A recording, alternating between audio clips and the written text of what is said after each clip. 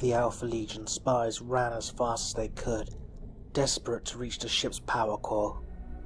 They had discovered that the Raven Guard were traitors, and, per their Primarch's orders, hurried to overload the core and destroy the ship. An alarm began to sound throughout the ship, and Raven Guard Astartes frantically began to search for the spies, although given that the Alpha Legion spies were clad in the colours and heraldry of the Raven Guard, this would not be an easy task. The Dark Angel's flagship, the Invincible Reason, was placed on high alert. If there were spies on the Raven Guard ships, then surely they would be on the vessels of the Dark Angels as well.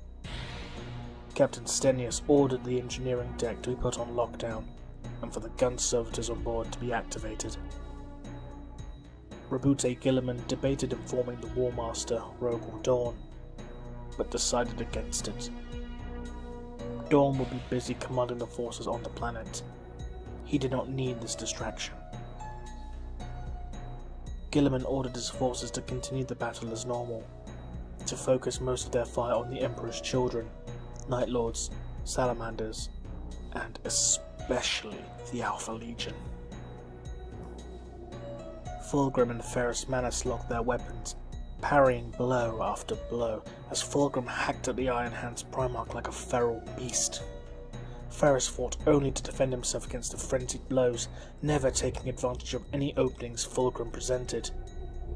He didn't want to kill Fulgrim, but it was looking like his hand will be forced. Fulgrim managed to knock Ferrus Manus to the floor and leapt on top of him, bringing his flame-wreathed blade down to his brother's throat.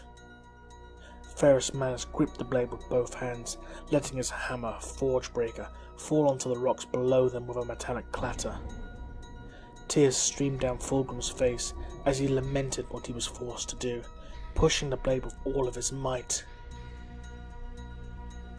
Ferrus could feel the heat of the blade against his neck, and in his desperation brought one hand up to Fulgrim's face, clasping his fingers around it.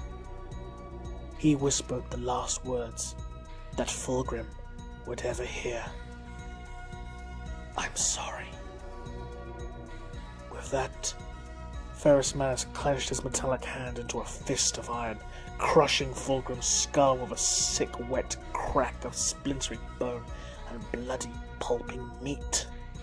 Fulgrim's body twitched and spasmed before going limp and lifeless.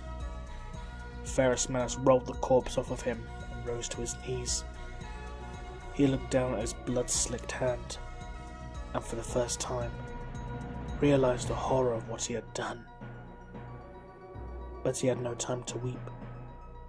The Phoenix Guard of the Emperor's children fast approached, baying for blood and screaming for vengeance. Ferrus Manus picked up Forgebreaker in one hand and Fireblade in the other, and with the rest of the Iron Hand's Legion behind him, charged into the fray. Meanwhile, on Terra, the Emperor felt a great pain deep within his soul. He felt that another one of his sons had been killed. Their souls no longer felt by his psychic touch. The Emperor swore an oath that day, that when Rogel Dawn's insurrection had been quashed, he would make sure that history would never remember the names of those who turned from his light.